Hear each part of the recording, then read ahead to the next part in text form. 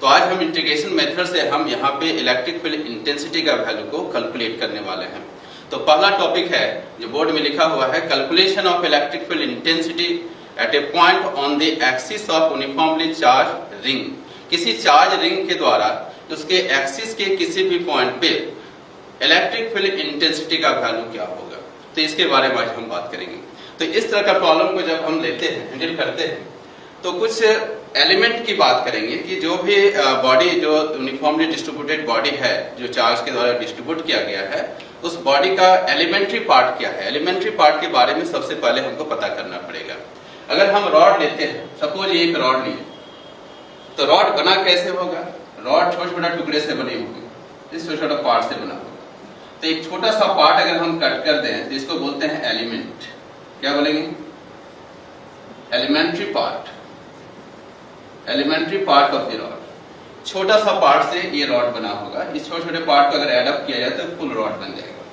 तो इसके छोटे से लेंथ को बोलते हैं elementary part of the rod. अगर हम रिंग की बात करें तो ये रिंग बना कैसे होगा? छोटे छोटे लेंथ से बना होगा। छोटा सा लेंथ हमने ले लिया डीएल, तो इस डीएल को बोलते हैं एलिमेंट्री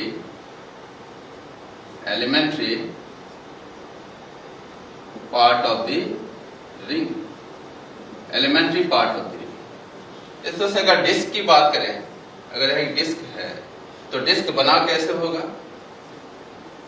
इस तरह से बहुत सारे रिंग अगर मिला दिया जाए, बहुत सारे रिंग अगर प्लेस्ड कर दिया जाए यहाँ पे कोएक्सियली या कॉन्सेंट्रिक वे में, सबका सेंटर एक है, बहुत सारे रिंग को यहाँ पे प्लेस्ड कर दिया जाए तो एक डिस्क का फॉर्मेशन हो जाएगा।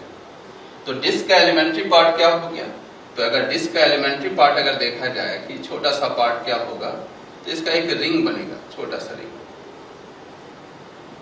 ये इसका रेडियस x है और पूरे डिस्क का रेडियस कितना है r। तो ये छोटा सा जो पार्ट दिख रहा है शेडेड पोर्शन, इसे बोलते हैं elementary part of the disc, elementary part of the disc. ये रिंग क्या हुआ? एलिमेंट्री पार्ट हो गया, एलिमेंट्री पार्ट किसका? डिस्क का। इस डिस्क का एलिमेंट्री पार्ट हो गया। तो सबसे पहले हम एलिमेंट्री पार्ट के बारे में पता करेंगे और उस एलिमेंट्री पार्ट पे कितना चार्ज है उसको कैलकुलेट करेंगे। और उसके कैलकुलेट करने के बाद स्मॉल चार्ज के द्वारा किसी पर्टिकुलर पॉइंट पे जहां पे इलेक्ट्रिक फील्ड इंटेंसिटी निकालना है उसे हम बोलते हैं फील्ड पॉइंट। तो उस फील्ड पॉइंट पे इलेक्ट्रिक फील्ड इंटेंसिटी का वैल्यू फाइंड आउट करेंगे ड्यू टू एलिमेंट्री चार्ज। इस एलिमेंट्री पार्ट पे कुछ चार्ज होगा, इसको कहेंगे dq। इस एलिमेंट्री पार्ट पे कुछ चार्ज होगा, इसको क्या कहेंगे? dq। इस एलिमेंट्री पार्ट पे कुछ चार्ज होगा, इसको क्या बोलेंगे? dq। ठीक है। इस dq चार्ज के द्वारा, इस dq चार्ज के द्वारा जिस पॉइंट पे हमको इलेक्ट्रिक फील्ड इंटेंसिटी को फाइंड आउट करना है उसको पहले कैलकुलेट कर लेंगे। यानी dq चार्ज से जो इलेक्ट्रिक फील्ड बनेगा उसका वैल्यू को कैलकुलेट कर लेंगे। अब इलेक्ट्रिक फील्ड जब कैलकुलेट हो जाता है तो इसको इंटीग्रेट करके टोटल इलेक्ट्रिक फील्ड का वैल्यू को हम लोग फाइंड आउट कर लेते हैं। तो इस तरह से स्टेप बाय स्टेप हम आगे बढ़ेंगे और इलेक्ट्रिक फील्ड इंटेंसिटी के वैल्यू को कैलकुलेट करेंगे।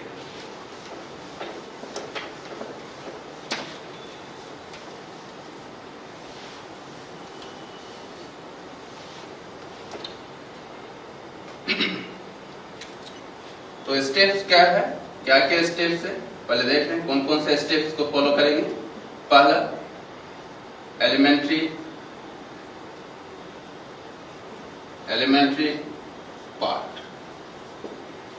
पार्ट को पहले सर्च कर लेंगे, एक कंसीडर कर लेंगे एलिमेंट्री पार्ट। और उस एलिमेंट्री पार्ट पे जो चार्ज होगा उसको बोलते हैं एलिमेंट्री चार्ज। एलिमेंट्री चार्ज को फाइंड आउट कर लेंगे, इसके हम लोग बोलते हैं dq। अब इस dq को एक पॉइंट चार्ज जैसा ट्रीट करेंगे। कैसा चार्ज जैसा? एक पॉइंट चार्ज जैसा, एक पॉइंट चार्ज जैसा इसको ट्रीट करेंगे। थर्ड स्टेप में क्या करते हैं कि ये जो dq चार्ज है, जो पॉइंट चार्ज है, इससे r डिस्टेंस पे जहां पे इलेक्ट्रिक फील्ड इंटेंसिटी का वैल्यू को फाइंड आउट करना है, हम इलेक्ट्रिक फील्ड इंटेंसिटी के वैल्यू को कैलकुलेट कर लेंगे। यहाँ पे जो इलेक्ट्रिक फील्ड इंटेंसिटी होगा due to this point charge HDE, इसका वैल्यू होता है 1/4 pi epsilon naught dq divided by r। इस वैल्यू को कैलकुलेट कर लेंगे। But this is not a total electric field, ये टोटल इलेक्ट्रिक फील्ड नहीं, ये इलेक्ट्रिक फील्ड है सिर्फ इस चार्ज के द्वारा। जो एलिमेंट्री चार्ज है उसके द्वारा ये इलेक्ट्रिक फील्ड का वैल्यू है। हमको टोटल इलेक्ट्रिक फील्ड निकालना है पूरे बॉडी के लिए, तो हम यहाँ पे एक इंटीग्रेशन लगाएंगे। तो टोटल इलेक्ट्रिक फील्ड का वैल्यू जो होगा, इंटीग्रेट करोगे इस छोटा सा एलिमेंट्री पार्ट के इलेक्ट्रिक फील्ड, इस इलेक्ट्रिक फील्ड को अगर इंटीग्रेट कर देंगे ओवर सर्टेन लिमिट, वो डिपेंड करता है कि बॉडी का शेप क्या है और वो पॉइंट का लोकेशन क्या है, उस पर डिपेंड करता है कि इंटीग्रेशन कैसा होगा। तो आगे हम डिस्कस करेंगे उसके बारे में। तो ये E का वैल्यू कैसे कैलकुलेट करोगे, छोटे से इलेक्ट्रिक फील्ड को इंटीग्रेट कर देंगे। अगर इसको इंटीग्रेट कर देंगे तो टोटल इलेक्ट्रिक फील्ड का वैल्यू हमको पता चल जाएगा। So in this way we can calculate the total electric field due to continuous distribution of charges. So let us see one by one.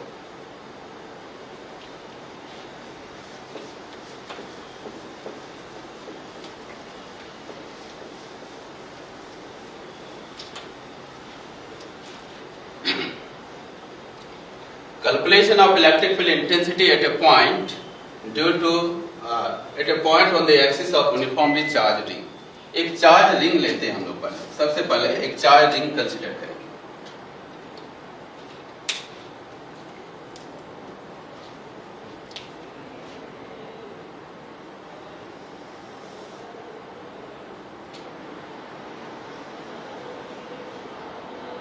एक रिंग बना लेंगे, ठीक है, इसे से रखते हैं, इसके फेस को इधर रखे हुए, इसका एक्सिस इधर लाएंगे in this direction, and this is the axis of the uniformly distributed charge ring. चलो इसमें हमने क्या ले लिया, प्लस क्यू। माइनस क्यू भी ले सकते हो, माइनस चार्ज भी डिस्ट्रीब्यूट कर सकते हो। ये सिर्फ लेंथ है, तो लेंथ में जो चार्ज का डिस्ट्रीब्यूशन होता है उसको बोलते हैं लीनियर चार्ज डिस्ट्रीब्यूशन। यहाँ पे पॉजिटिव चार्ज को हमने डिस्ट्रीब्यूट कर दिया। कितना रेडियस का है ये, रेडियस को हमने क्या ले लिया, इसको सेंटर बोल दें, रेडियस को आर ले, ठीक है। टोटल चार्ज इसमें कितना है, Q। Total charge on the ring will be Q, and this is the centre of the ring, and this is the axis of the ring. तो एक्सिस पे हमको क्या निकालना है, इलेक्ट्रिक फील्ड इंटेंसिटी, इस पॉइंट। इस पॉइंट को क्या बोलते हैं, फील्ड पॉइंट। इस पॉइंट को क्या बोलेंगे हम लोग, फील्ड पॉइंट। इसको फील्ड पॉइंट बोलते हैं, जहां पे इलेक्ट्रिक फील्ड इंटेंसिटी का वैल्यू को कैलकुलेट करना है। इस सेपरेशन को ले लेते हैं x। कितने डिस्टेंस पे ये पॉइंट सिचुएटेड है, x distance from the centre of the ring. अब क्या करें कि इस पॉइंट पे अगर इलेक्ट्रिक फील्ड इंटेंसिटी को वैल्यू को कैलकुलेट करना है with the help of this continuous distribution of charge ring, then we have to consider an elementary length of the ring। छोटा सा एक लेंथ हम कंसीडर कर लें, इसका नाम दे दें dl। dl elementary part. हम चाहे तो इसको सिमेट्रिसिटी देखा जाता है, जितना ऊपर है उतना ही है, नीचे इसका पार्ट है। तो अगर सिमेट्रिसिटी से अगर इसका बात को किया जाए तो यहाँ पे अपोजिट, एक डायमेट्रिकली अपोजिट पॉइंट पे एक एलिमेंट्री पार्ट ले लेते हैं dl, इसके जस्ट अपोजिट एलिमेंट्री पार्ट, ठीक है। तो अब यहाँ पे अगर चार्ज निकालना हो, टोटल लेंथ कितना हो सकता है इस सर्कमफ्रेंस का, 2 पाई r। तो सबसे पहला बात करेंगे यहाँ पे एलिमेंट्री चार्ज। एलिमेंट्री चार्ज क्या है, एलिमेंट्री चार्ज, इसको बोलेंगे dq। dq कैसे निकालोगे, 2 पाई r लेंथ पे टोटल चार्ज है q।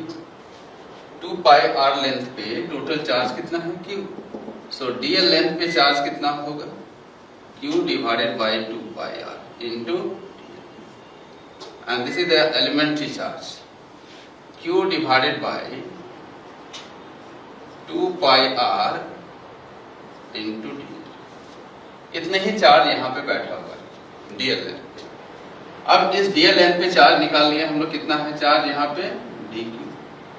और dq को हम लोग पॉइंट चार्ज जैसा ट्रीट करते हैं, तो पॉइंट चार्ज के द्वारा यहाँ पे इलेक्ट्रिक फील्ड इंटेंसिटी का वैल्यू क्या होगा। जहाँ पे इलेक्ट्रिक फील्ड इंटेंसिटी का वैल्यू फाइंड आउट करते हैं, वहां पे कैसा चार्ज प्लेस करते हैं, यूनिट पॉजिटिव चार्ज। ये भी पॉजिटिव, ये भी पॉजिटिव, तो पॉजिटिव में क्या होगा, रिपल्सन।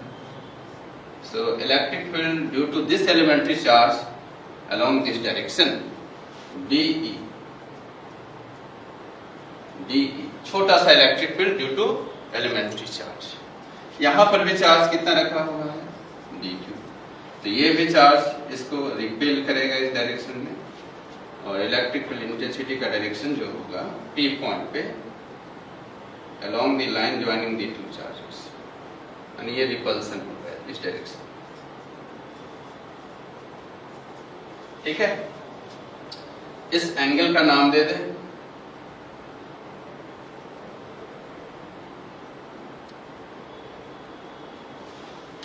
इस एंगल का नाम दे दे। अब इसको दो पार्ट में हम डिवाइड करते हैं।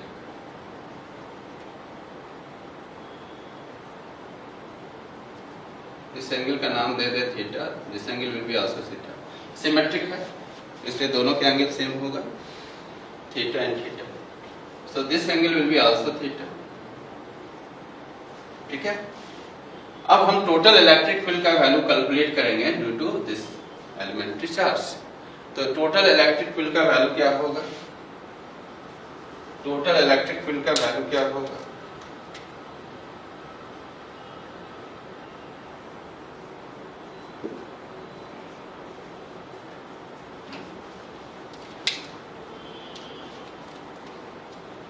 इसको दो पार्ट में कंपोनेंट में डिवाइड कर देंगे। इसको इधर कंपोनेंट में ब्रेक किया जाए तो क्या मिलेगा, d cos theta. Theta component is called cos component. इसको भी ब्रेक करें तो इधर क्या मिलेगा, d cos थीटा। इस डायरेक्शन में ब्रेक करो, ये मिल जाएगा d sin थीटा। इस डायरेक्शन में इसको ब्रेक करो, ये 90 माइनस थीटा है, सो cos 90 minus theta will be sin theta. तो ये आ जाएगा तुम्हारा d sin theta. Clear? First of all, we have to calculate the electric field at this point due to elementary charge. Elementary charge एक point charge substitute कर रहा है, ये 90 degree पे है, तो this angle, so this distance will be r square plus x square, hypotenuse हो जाएगा। ये base और ये perpendicular, and this is r, small r। यहाँ से यहाँ तक का distance हमको पता है। So elementary electric field कितना होगा, therefore electric field at P due to dq। छोटा सा जो चार्ज है यहाँ पे, उसके चलते यहाँ पे इलेक्ट्रिक फील्ड का वैल्यू क्या होगा। So DE can be written as 1/4 pi epsilon naught dq divided by r square. ये हम लोग पढ़े थे पॉइंट चार्ज के द्वारा, 1/4 pi epsilon naught dq by r square. यहाँ पे चार्ज कैसा है, यूनिट पॉजिटिव चार्ज, यहाँ पे यूनिट पॉजिटिव चार्ज रखा +1। So DE can be written as 1/4 pi epsilon naught, dq का वैल्यू बताओ, q divided by 2 pi r into dl divided by r square. इसका स्क्वायरिंग करेंगे तो रूट हट जाएगा, सो r square plus x square, ये value है। ठीक है ना। अब ये DE को दो कंपोनेंट में मैंने डिवाइड किया। अगर देखा जाए तो इस DE का वैल्यू और इस DE का वैल्यू सेम है, so d sin theta and d sin theta both are equal in magnitude but opposite in direction, so they are cancel with each other, they are cancel with each other. d sin theta and d sin theta cancel होगा। So net electric field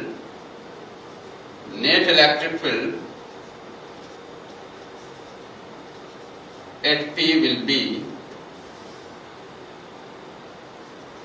DEP 2DE cos theta. क्यों लिखे ये 2DE cos theta, क्योंकि ये दोनों add up होगा, दोनों का direction same. Due to symmetricity ये d sin theta and d sin theta cancel with each other. So total electric field at point P will be 2DE cos theta. So 2 times d का value कितना है, 1/4 pi epsilon naught q divided by 2 pi r into dl and r square plus x square and cos theta।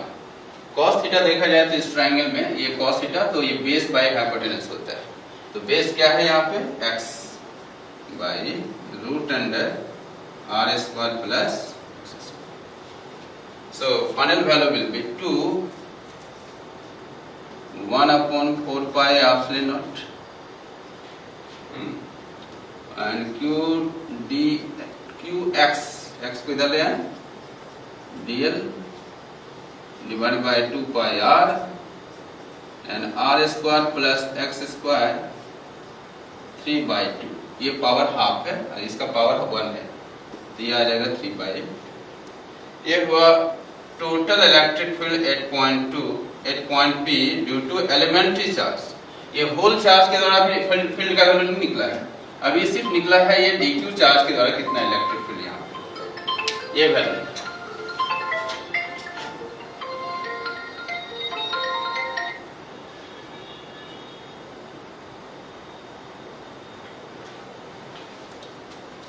Sorry,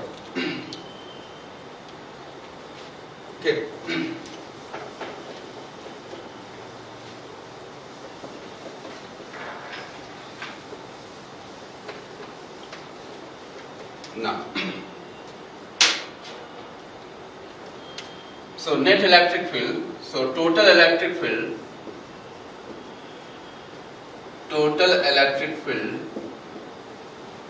at P due to पूरे ring के द्वारा कितना electric field होगा, किस point पे, P पॉइंट पे। अब ये छोटा सा जो इलेक्ट्रिक फील्ड निकला है P पॉइंट पे अलोंग द एक्सिस, तो इसको इंटीग्रेट कर देंगे। फाइनल रिजल्ट के लिए हम इसको इंटीग्रेट करेंगे, तो इंटीग्रेट करोगे तो क्या मिलेगा, DEP का इंटीग्रेशन करेंगे तो टोटल इलेक्ट्रिक फील्ड का value find out. Integration means summation, ठीक है, एलिमेंट्री पार्ट का समेशन करते हैं। सो यहाँ पे देखो तो कांस्टेंट टर्म क्या क्या है, Q है, x is the fixed distance, x में कोई वेरिएशन नहीं हो रहा है, x फिक्स्ड है, Q फिक्स्ड है, 2 फिक्स्ड है, दोनों को बाहर कर दें, 2qx बाहर है, और इधर नीचे से क्या आएगा, 4 pi epsilon naught and 2 pi r, ये भी फिक्स्ड है, then r square plus x square 3/2। तो इंटीग्रेशन के अंदर में क्या रहेगा, सिर्फ dl, इंटीग्रेशन के अंदर में सिर्फ निकल जाएगा। तो dl को कहां से कहां तक इंटीग्रेट करना पड़ेगा कि पूरे होल रिंग की बात हो जाए। तो यहाँ पे dl की बात जब करेंगे, अगर यहाँ पे एक एलिमेंट चूज करते हैं तो 2 पाई r लेंथ लेते, लेकिन यहाँ पे 2 एलिमेंट हमने चूज कर लिया, एक अपर पार्ट के लिए, एक लोअर पार्ट के लिए। जब इसको इंटीग्रेट करेंगे तो 0 से लेके पाई r तक इंटीग्रेट करेंगे किसी एक, क्योंकि ऑलरेडी हमने 2 टाइम्स ले लिया, जब भी इसको इंटीग्रेट करना हो तो 0 से लेके कहां तक इंटीग्रेट करना पड़ेगा, पाई r। अगर एक एलिमेंट की बात होता, अगर सिर्फ लेते डी cos थीटा, तो इंटीग्रेट करते समय 0 से लेके 2 पाई r लेंथ पे इंटीग्रेट करना पड़ता। तो ये 2 पार्ट में मैंने ऑलरेडी डिवाइड कर दिया, तो इसको एक पार्ट का इंटीग्रेशन कितना होगा, 0 से लेके पाई r, हाफ सर्कमफ्रेंस का जस्ट हाफ।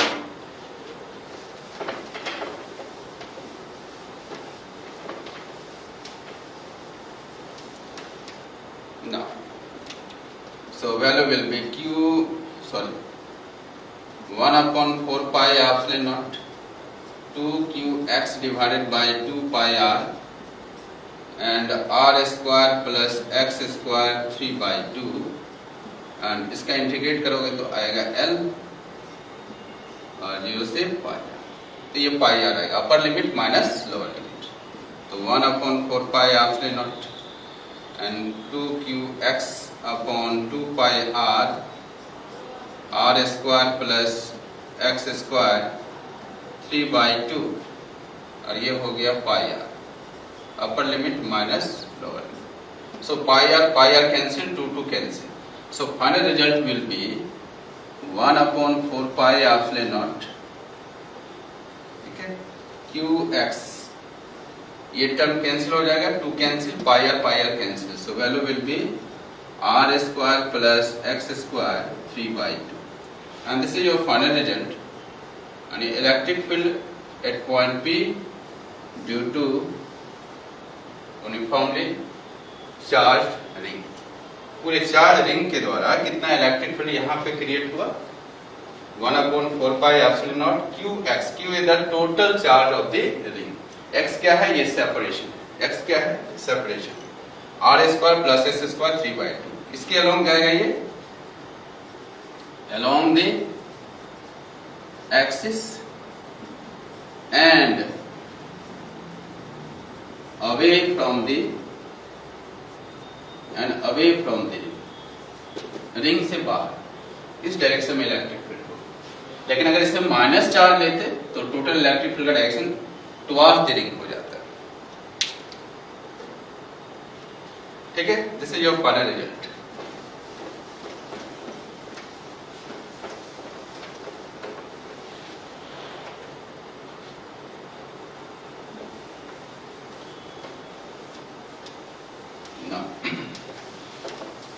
यहाँ पे कुछ स्पेशल केस डिस्कस करें। अगर हम इस पॉइंट P को, जहां पे इलेक्ट्रिक फील्ड का इंटेंसिटी का वैल्यू को कैलकुलेट किया, इस पॉइंट P को अगर O पॉइंट पे रख दिया जाए, ठीक है, special cases. First, when point P lies at, अगर O पे आ जाए तो x का वैल्यू क्या हो जाएगा, 0, और x का वैल्यू 0 होगा तो E का वैल्यू क्या आएगा, x का वैल्यू अगर 0 पुट कर दे तो E का value 0। Net electric field at this point will B 0, और इस सेंटर पे रिंग के द्वारा इलेक्ट्रिक फील्ड क्या होता है, 0। Second, when point P at a large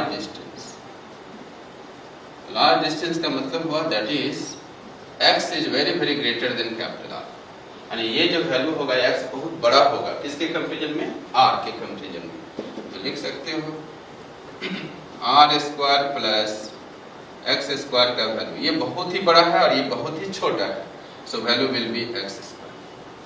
ठीक है, ये एक बहुत बड़ा समुद्र है और एक छोटा सा ग्लास में ये पानी, उसको ऐड कर दिए तो क्या मिलेगा, समुद्र ही मिलेगा। ठीक है, so net electric field will be at a larger distance,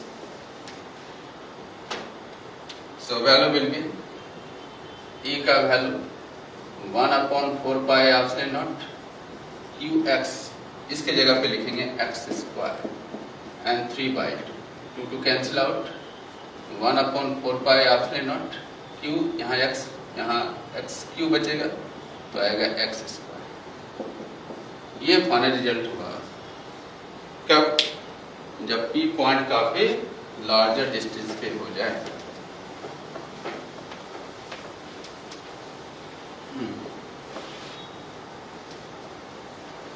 what is the meaning of this expression? Meaning ये है कि ये बहुत दूर है, यहाँ पे एक चार्ज है Q और ये बहुत ही लार्ज डिस्टेंस पे एक पॉइंट P है x डिस्टेंस पे, तो यहाँ पे इलेक्ट्रिक फील्ड का वैल्यू क्या आया, 1/4 pi epsilon naught Q divided bye x square. ये कैसा चार्ज ऐसा पॉइंट पे, ये कैसा ट्रीट हो रहा है, पॉइंट चार्जेस, यानी कि रिंग को हम लोग पॉइंट चार्ज जैसा ट्रीट करेंगे। कब, जब ये P पॉइंट काफी दूर चला जाए, किससे, इसके सेंटर से। तो इसके सेंटर से अगर P पॉइंट काफी डिस्टेंस पे रहेगा तो इस रिंग को हम लोग ट्रीट करते हैं एक पॉइंट चार्ज जैसे, तो उसका एक्सप्रेशन आता है 1/4 pi epsilon naught q by x square. ठीक है ना,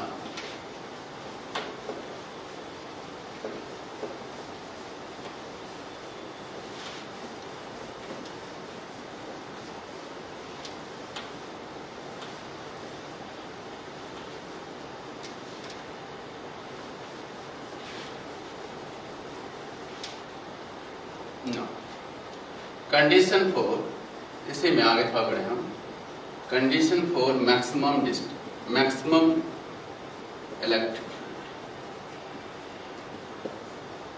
इलेक्ट्रिक फील्ड का वैल्यू मैक्सिमम कब होगा, रिंग केस में।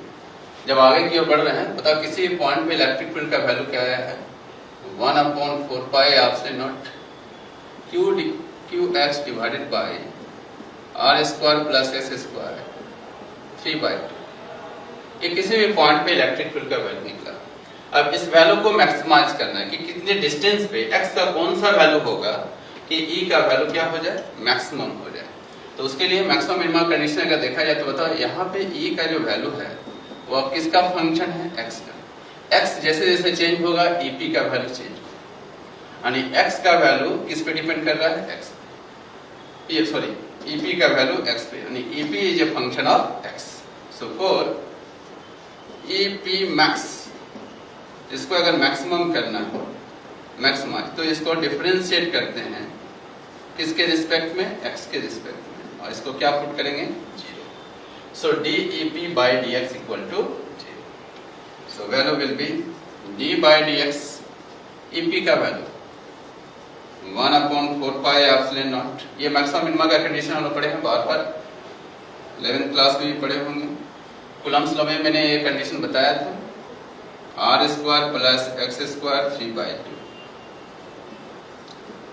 अब कांस्टेंट हमको बाहर कर दें, तो q divided by 4 pi epsilon naught d by dx, x divided by r² plus x² 3/2। ये टर्म 0 हो जाएगा, then d by dx, x divided by r² plus x² 3/2 equal to, अब ये u बाय v फॉर्म है, differentiation पता है सबको, u by v form में इसको डिफरेंशिएट कर देंगे, तो डिफरेंशिएशन क्या होता है u v² r² plus x² 3/2 and v r² plus x² 3/2। Generally जो मेडिकल के बच्चे होते हैं उनको थोड़ा डिफरेंशिएशन में प्रॉब्लम होती है, मैथमेटिक्स का कनेक्शन उनका कम होता है, जिसके चलते प्रैक्टिस कम होने से थोड़ा दिक्कत हो सकती है। इसलिए जब भी डेरिवेशन की ओर जाए, जहाँ इंटीग्रेशन हो, वहाँ पे जरूर मैथमेटिक्स टर्म को थोड़ा सा प्रैक्टिस कर लें, डिफरेंशिएशन इंटीग्रेशन को खास कर।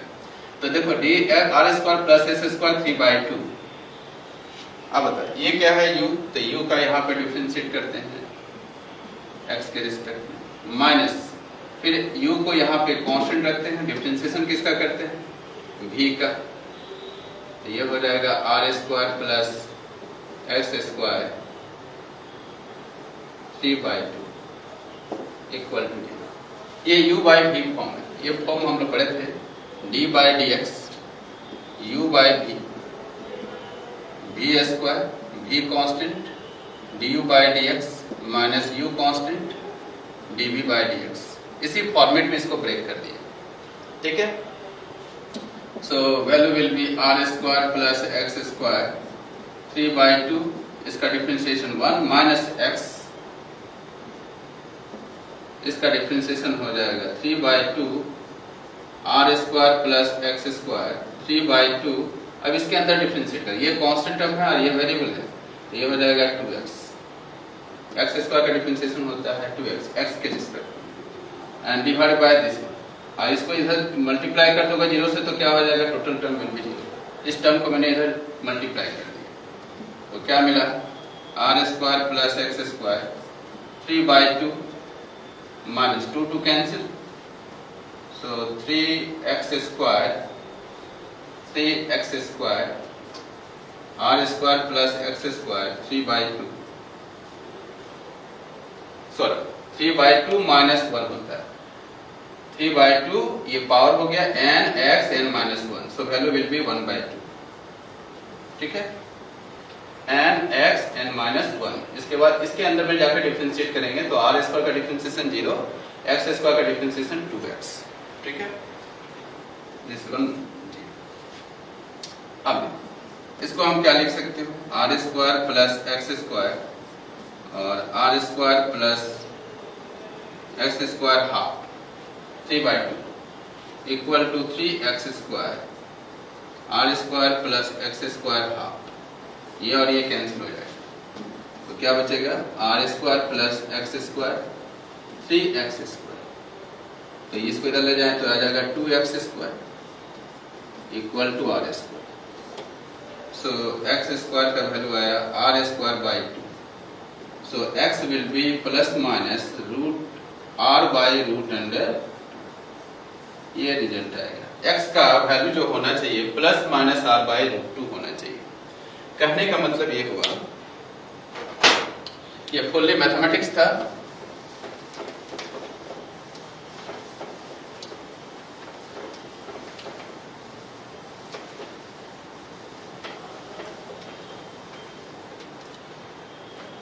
कहने का मतलब ये हुआ कि एक रिंग है और रिंग के यहाँ से r/√2 डिस्टेंस पे जाके इलेक्ट्रिक फील्ड का वैल्यू क्या होगा, मैक्सिमम हो जाएगा सेंटर से। और पीछे जाएंगे तो x का वैल्यू क्या होना चाहिए, -r/√2। यहाँ पे जाके इलेक्ट्रिक फील्ड का वैल्यू फिर क्या होगा, मैक्सिमम। तो यहाँ से सेंटर पॉइंट से x का वैल्यू कितना होना चाहिए, r/√2। तो यहाँ पे जाके इलेक्ट्रिक फील्ड का वैल्यू क्या होगा, मैक्सिमम सेंटर से। तो E max का वैल्यू क्या आएगा, so what is the value of maximum electric field, 1/4πε0 qx upon r² + x² 3/2 होता है, ये होता है। सो 1/4πε0 q, x का वैल्यू क्या लिखेंगे, r/√2। तो प्लस में लिखेंगे तो प्लस में आएगा, माइनस लिखेंगे तो माइनस में आएगा। सो value will be r² +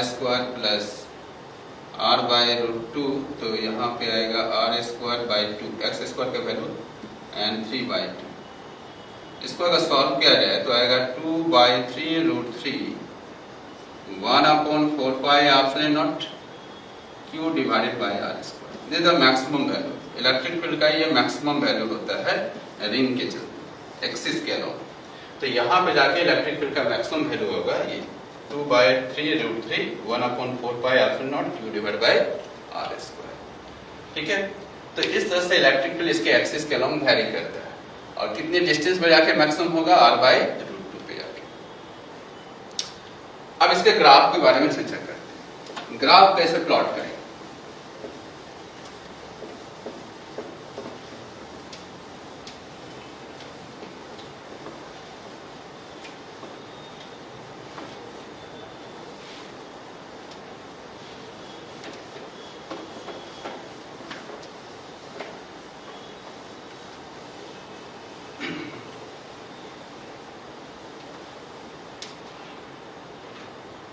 graph.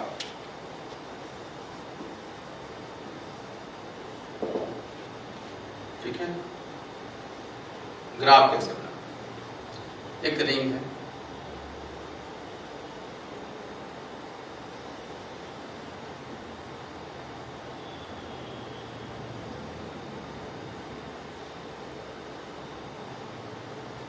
यहाँ पे x का वैल्यू है r/√2,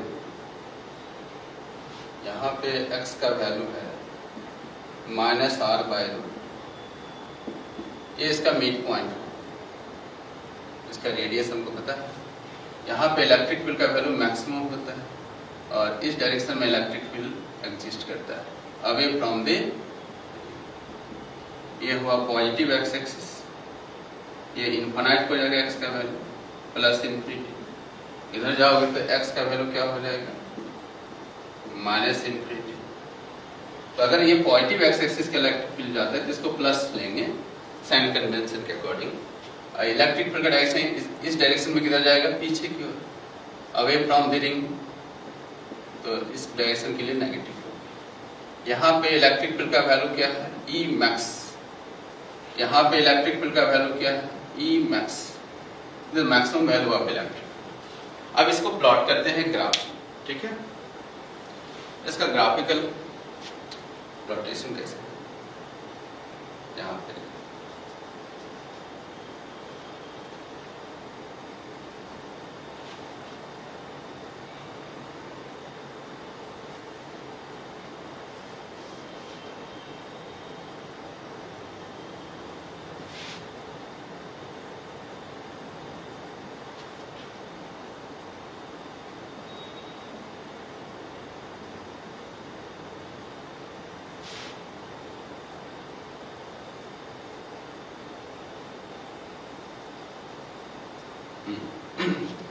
यहाँ पे देखा गया, इस डायरेक्शन में हमने क्या लिया, इलेक्ट्रिक फील्ड।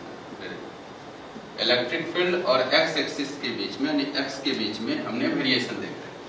ये ऑरिजिन हो गया, ये सेंटर पॉइंट हो गया। इलेक्ट्रिक फील्ड का डायरेक्शन वाई एक्सिस के अलॉन्ग लिए और ये एक्स में वेरिएशन, इसका डिस्टेंस को लिए एक्स वाई। ठीक है, इस पॉइंट को बोलेंगे maximum value, E max. Sorry, ये मैक्सिमम हाइट का है, ये मैक्सिमम हाइट का लेंथ। यहाँ पे बताओ, इस लाइन को अगर हमने नीचे की ओर अगर ड्रॉ किया है तो यहाँ पे क्या मिलेगा, x का वैल्यू प्लस r/√2 और यहाँ पे क्या मिलेगा,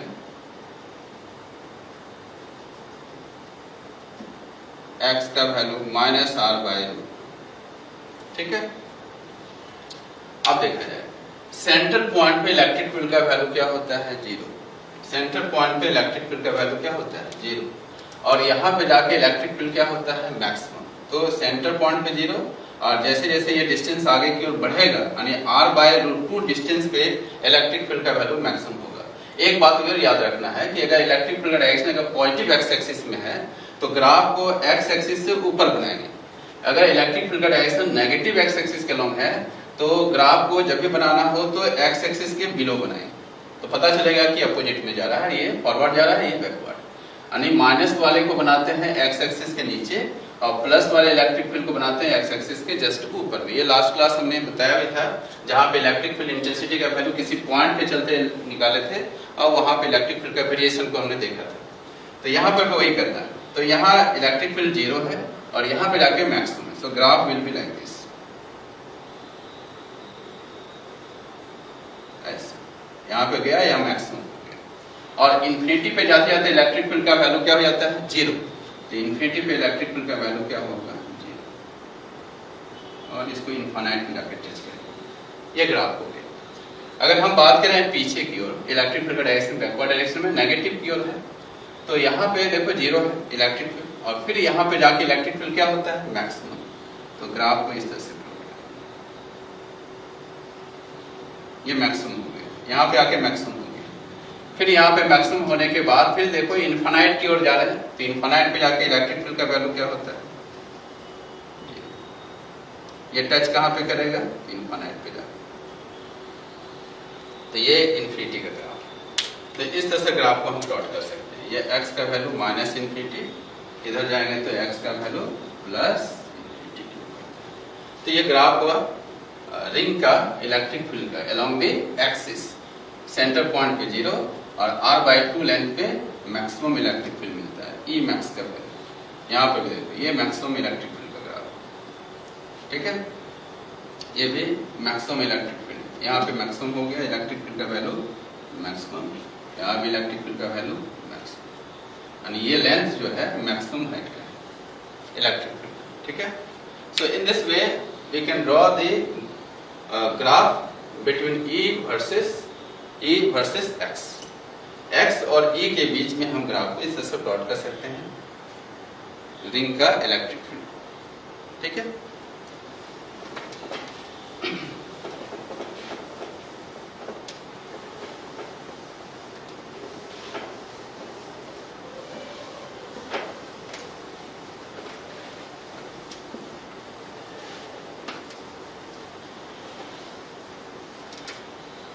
नेक्स्ट एक एनसीईआरटी का क्वेश्चन है और ये पूछता भी एग्जाम में, ये 1.30 क्या कह रहा है क्वेश्चन में, obtain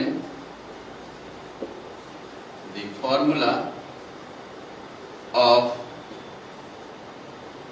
electric field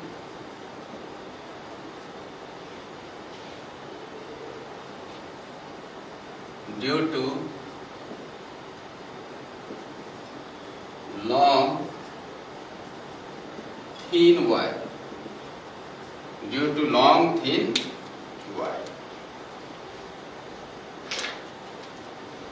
due to long thin wire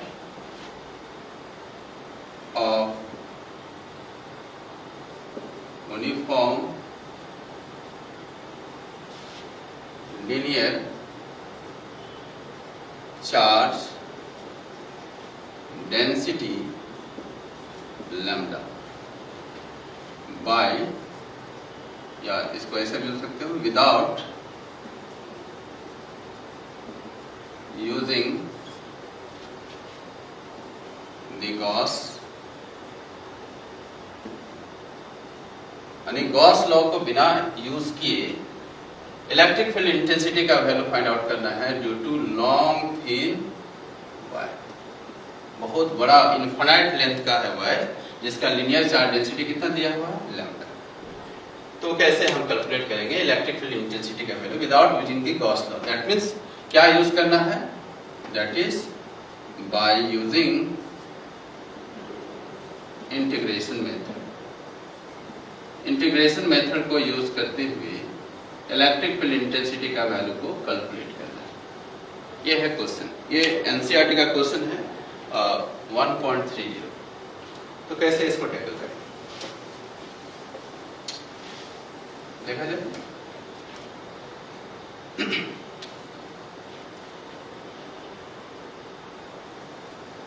यह है infinite thin wire, minus infinity and plus, बहुत बड़ा इनफाइनाइट थिन वायर। और इस पे चार्ज हमने दे दिया, लीनियर चार्ज डिस्ट्रीब्यूशन किया गया जिसका डेंसिटी दिया हुआ है lambda, linear charge distribution, charge per unit length होता है, ठीक है। और इससे r डिस्टेंस पे जाके, अगर चलो इसको मिड पॉइंट ले लें परपेंडिकुलर बाइसेक्टर लाइन पे, तो यहाँ पे जाके इलेक्ट्रिक फील्ड इंटेंसिटी का वैल्यू को कैलकुलेट करना है। कितने डिस्टेंस पे, r डिस्टेंस पे, r डिस्टेंस पे इलेक्ट्रिक फील्ड इंटेंसिटी का वैल्यू कैलकुलेट करना है with the help of integration method. अगर इस मेथड से बनाओगे तो थोड़ा सा 2 पेज तक जाएगा इसका डेरिवेशन, और अगर हम यूज करते हैं गॉस लॉ तो 1 पेज में ही बन जाएगा, वो शॉर्ट वे में इसको बना सकते हैं। लेकिन गॉस थ्योरम को अगर अप्लाई नहीं करने के लिए बोला है तो इसको कभी यूज नहीं करेंगे, इस मेथड से ही बनाएंगे, ठीक है। तो देखो कैसे फाइंड आउट करोगे। सबसे पहले क्या करते हैं कि ये एक लीनियर चार्ज डिस्ट्रीब्यूशन है, कंटिन्यूअस चार्ज है, तो इसके लिए हमने क्या बताया था कि एलिमेंट्री पार्ट को हम लोग चूज करेंगे। तो रॉड का एलिमेंट्री पार्ट क्या होगा, छोटा सा लेंथ। तो हम क्या करते हैं, इसके सेंटर से x डिस्टेंस पे एक छोटा सा हमने एक एलिमेंट को कट कर लिया, एलिमेंट कट कर लिया, इसका नाम दे दिया dx। कितने लेंथ पे है ये, x लेंथ। चलो सिमेट्रिसिटी को फॉलो करते हैं, बनाने में और ज्यादा इजी होगा। यहाँ भी एक छोटा सा लेंथ लिए dx, कितने लेंथ पे लिए, x लेंथ पे एक dx एलिमेंट्री लेंथ को हमने कंसीडर कर लिया। अब यहाँ से इस पे चार्ज कितना होगा, इसका लीनियर चार्ज डेंसिटी का वैल्यू क्या दिया हुआ है lambda.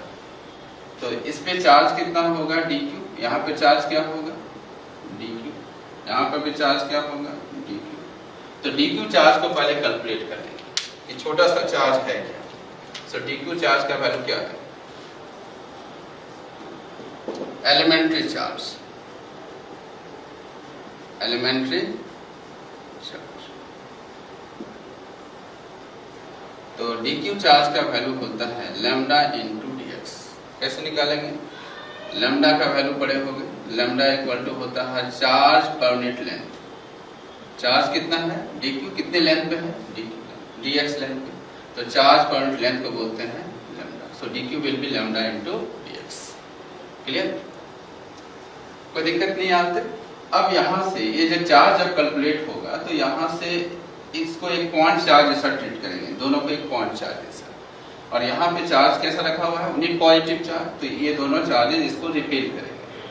So electric field at this point will be in this direction. यह हो गया इलेक्ट्रिक फील्ड, और इसका भी इलेक्ट्रिक फील्ड का डायरेक्शन होगा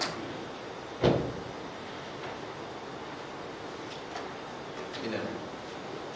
इसका भी नाम दे दो d, दोनों का मैग्नीट्यूड सेम आएगा, दोनों का सेपरेशन सेम है, चार्जेस सेम। तो इस लेंथ का वैल्यू क्या आएगा, r स्क्वायर प्लस, इस लेंथ का वैल्यू क्या आएगा, r स्क्वायर प्लस। अब ये डिस्टेंस पता चल गया, dq से छोटा सा चार्ज यहाँ पे इस p पॉइंट का डिस्टेंस हमको पता है, तो dq के चलते इलेक्ट्रिक फील्ड का वैल्यू निकाल लेंगे। इस एंगल को नाम देते हैं थीटा, इसको भी नाम दे दें थीटा। इसको 2 पार्ट में हमने डिवाइड कर दिया। कैसे डिवाइड करेंगे, अब इस एंगल को थीटा बोलोगे, इस एंगल को भी थीटा। इसका 2 कंपोनेंट होगा, डी का एक कंपोनेंट होगा डी ई साइन थीटा, इसका भी एक कंपोनेंट डालेंगे डी ई साइन थीटा, इस कंपोनेंट को बोलेंगे cos component d cos theta, इस कंपोनेंट को ये बोलेंगे डी कॉस थीटा। यानी डी को दो पार्ट में डिवाइड कर दिया परपेंडिकुलर कंपोनेंट में, d cos theta and d sine theta. Theta component is called cos component. So here we find that first of all we calculate the value of D, elementary electric field का value बताओ, elementary electric field, elementary electric field that means D, D का value होगा 1/4 pi epsilon naught dq divided by r square, तो r square ये length है तो r square plus x square, root हट जाएगा, स्क्वायरिंग करेंगे तो रूट हटेगा, एंड dq का वैल्यू क्या है 1/4 pi epsilon naught lambda dx divided by r square plus x square. तो देखा जाए तो de का जो मैग्नीट्यूड होगा ये दोनों का सेम है, तो de का मैग्नीट्यूड सेम है sin थीटा, तो d sin theta and d sin theta, symmetricity को अगर फॉलो किया जाए तो ये दोनों देखो मैग्नीट्यूड सेम है, अपोजिट इन डायरेक्शन है, so they are cancel with each other, ये एक दूसरे को कैंसिल कर देगा, d sin theta cancel out with each other. So net electric field at this point will be 2d cos theta, दोनों add up होगा, दोनों का direction same. So net electric field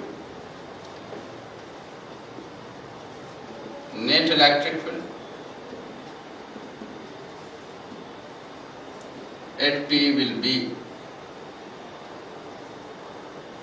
dEP 2dE cos theta, 2dE cos theta।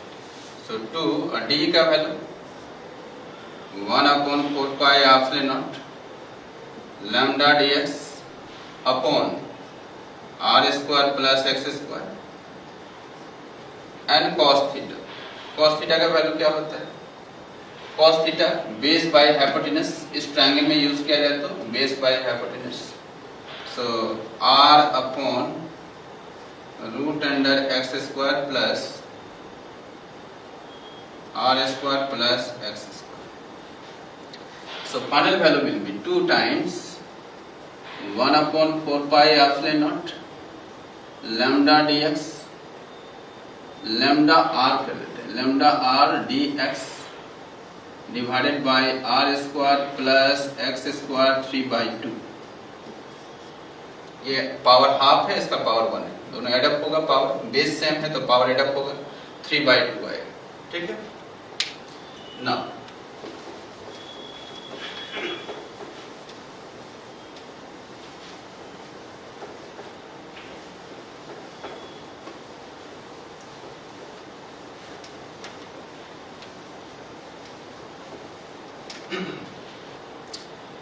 So total value will B, इसको calculate करने से पहले, इसको calculate करने के बाद हम क्या करना है कि टोटल इनफाइनाइट रॉड का जो चार्ज है उसके चलते यहाँ पे इलेक्ट्रिक फील्ड का इंटेंसिटी फाइंड आउट करना है।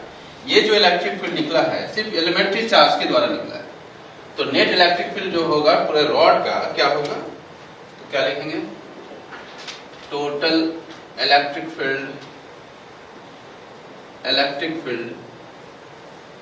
अंडरस्टूड है, इलेक्ट्रिक फील्ड इंटेंसिटी के वैल्यू बात कर रहे हैं, इलेक्ट्रिक फील्ड लिखे तो समझ जाना चाहिए इलेक्ट्रिक फील्ड इंटेंसिटी की बात हो रही है। Total electric field at P due to long in wire के चलते तो क्या होगा इंटीग्रेशन ऑफ, अब पूरा मैथमेटिक्स फिजिक्स का काम खत्म, पूरा मैथमेटिक्स है। अब यहाँ पे कॉमन कांस्टेंट टर्म को बाहर कर दें, कांस्टेंट टर्म होगा 2 lambda r divided by 4 pi epsilon not, अंदर में क्या आ जाएगा dx, क्योंकि x यहाँ वेरिएबल है, जैसे जैसे ऊपर की ओर जाएंगे तो x क्या होगा वेरिएबल होगा, तो x को यहाँ पे अंदर रखो r square plus x square 3/2 ये है। अब यहां से पूरा मैथमेटिक्स का यूज करना है, कि किस तरह से इसको इंटीग्रेट करके इसके वैल्यू को कैलकुलेट करें। इस तरह का फॉर्मेट जहां पे रहे। अब तक इसका इंटीग्रेशन का लिमिट क्या लगा के दोनों पार्ट में हमने ले लिया, तो किसी एक पार्ट की हम लोग बात करेंगे। तो यहां से अगर स्टार्ट किया जाए तो x का वैल्यू यहां पे रहेगा, तो x का वैल्यू क्या होगा 0। और जब हम चले जाएंगे ऊपर, बहुत ऊपर, तो x का वैल्यू क्या होगा इनफिनिट। अगर ये 2 टाइम्स नहीं होता तो -∞ से लेके +∞ इंटीग्रेट करते। अगर एक ही एलिमेंट को अगर हम चूज करते, एक ही एलिमेंट को लिया जाता, तो यहाँ मिलता d cos थीटा। तब इंटीग्रेशन करते समय -∞ से लेके +∞ यूज करते। लेकिन दोनों साइड में अगर एलिमेंट हमने चूज किया है तो लिमिट यूज करते समय ध्यान रखेंगे उसके मिड पॉइंट से इनफिनिट तक जाएंगे।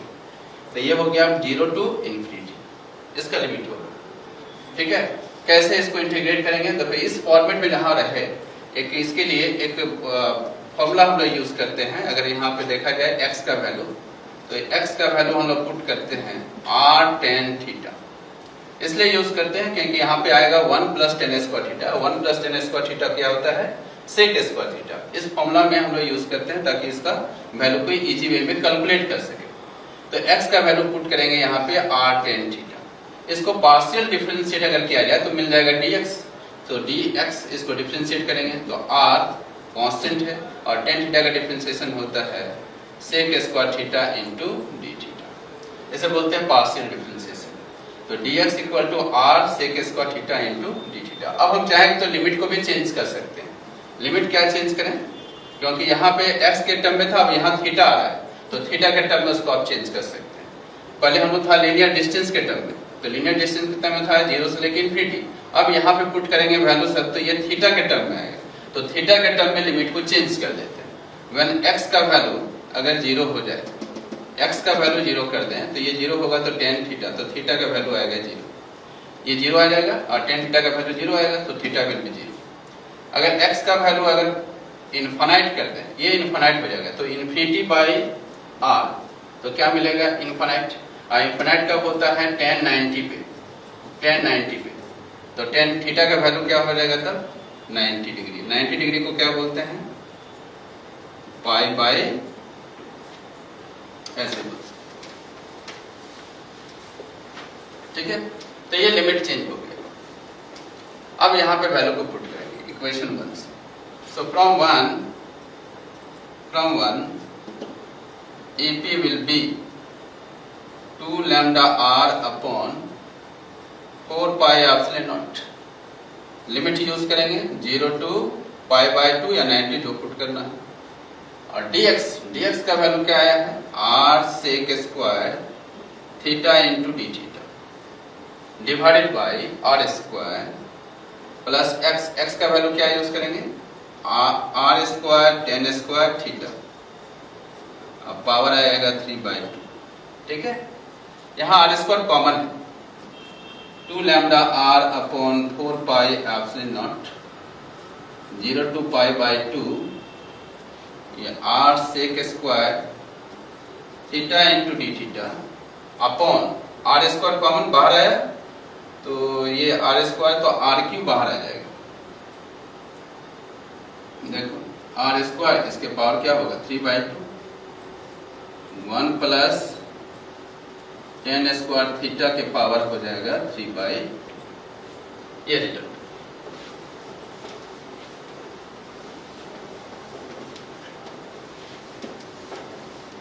ठीक है, सो AP will be 2 lambda r upon 4 pi epsilon 0 से pi by 2। r यहाँ पे r क्यू आएगा, तो r क्यू आएगा, तो r sec square theta d theta upon r Q.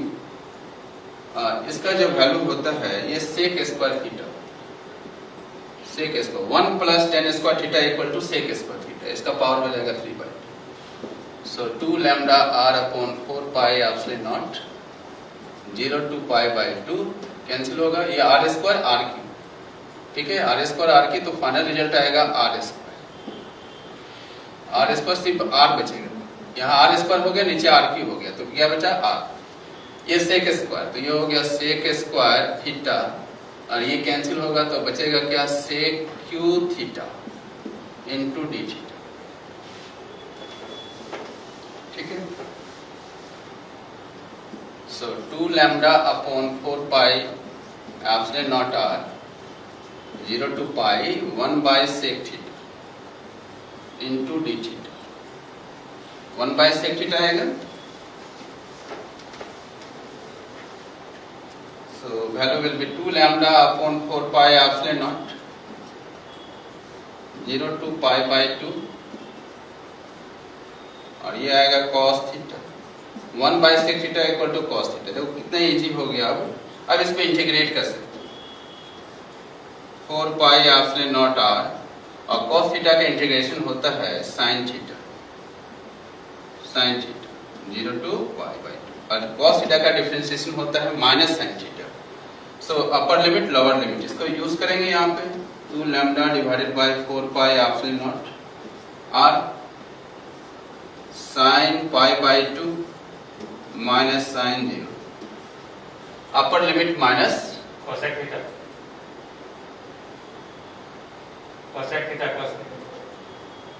नहीं, ठीक है, sin pi by 2 1 by sin theta cosec theta 1 by sec theta cos theta.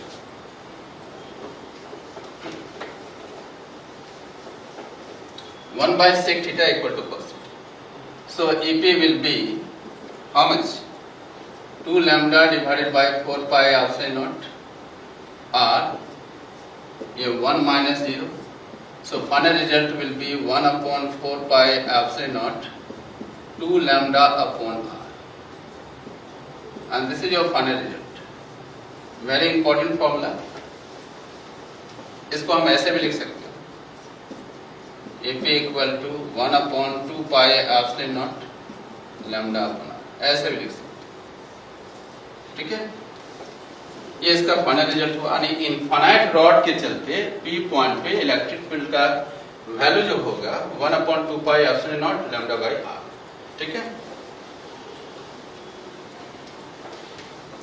तो ये इसका डेरिवेशंस है, और इससे से रिलेटेड एक क्वेश्चन हम दे देते हैं।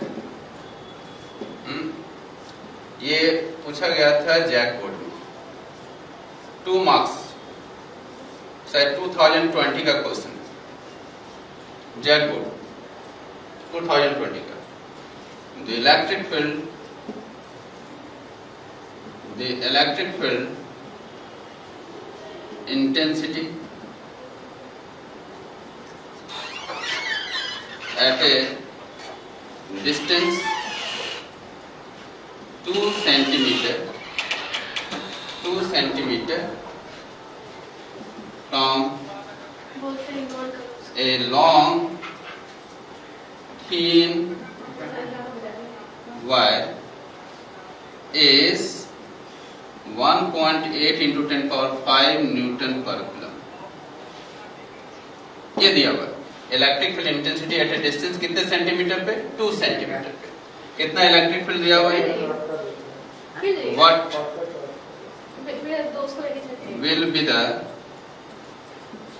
Be the linear charge density,